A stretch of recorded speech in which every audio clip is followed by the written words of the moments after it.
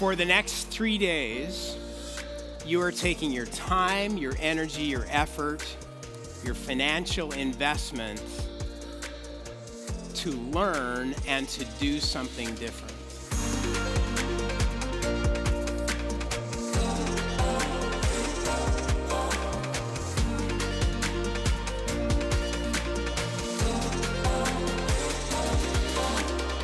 I enjoyed listening to Jim Shields. Yesterday, listening to Jim Shields just kind of talk about when you're looking at what you want to do, what are you passionate about, what are you good at? What does the world need?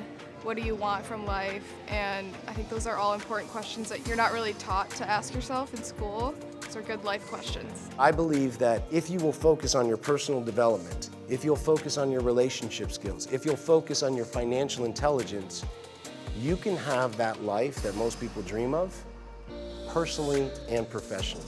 You do need to focus on your personal development because apparently that's a thing that people aren't actually learning, and I didn't realize that either. What is your definition of freedom? What does that mean to you? It's 4 words. Life on your terms. This is where vision comes into play. When I say that the definition of freedom is life on your terms, that means you got to decide what your terms are. I think for me, the biggest thing was vision, that I can't plan tomorrow or today without having a written out vision of what I want my life to look like. One of the things that was most impactful to me is the importance of planning out your vision for your life. And I think that's something that I've never took the time to think about. You know, I just graduated college, and it's crazy to think that I've never really planned out a vision for my life. Society has done a pretty good job of pre-programming a lot of us into specific roles and patterns that we don't normally get to look outside of that and see that there is another way to live or another way to think, and to be able to change that and know that it's possible to change. People my age are very closed-minded or focused on a single path, and I think it's important to not look at what other people are doing and trying to emulate that, but to think about what the best opportunities are and be a little bit less traditional in that sense.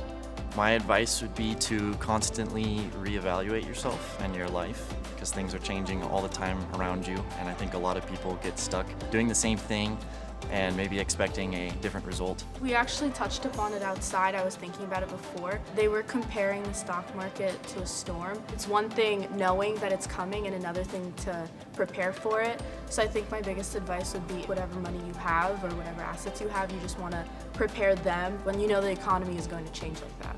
We're very grateful for this opportunity, and we have learned so much from this. I really didn't know that it was going to be such a wholesome experience, and it really has been. I didn't realize that we were going to be as involved as we are during this weekend, and so it's been really cool to just have our voice heard too and be able to talk. For the younger generation, what do you think is a good strategy for leveraging our debt to get somewhere faster? There is a use for debt, no doubt about it. I wouldn't be where I am today, and probably everybody that you see in our room wouldn't be where they are today without the use of some debt at some point. Start networking. Just because you don't have the money to invest right now doesn't mean that you shouldn't start seeking things out. Never underestimate the power of compounding and getting rich slowly. There's nothing wrong with it. And don't get talked into long shots by people that try and sell you on something, because that's really a way to lose money, to lose wealth. I went to undergrad and got a business degree. I went to law school and honed in on business law. I got my MBA and honed in on supply chain specifically. And throughout all of that, never had any of the conversations that we're having even this weekend. If you guys learn these lessons, if you guys keep these guardrails on these simple things, I think you're going to be a lot better off than you may have even thought possible. So what I encourage you guys to do is write your own ticket, not the ticket for your parents, not the ticket for the person you're dating. Write your ticket. Everything else around that will fall in the line.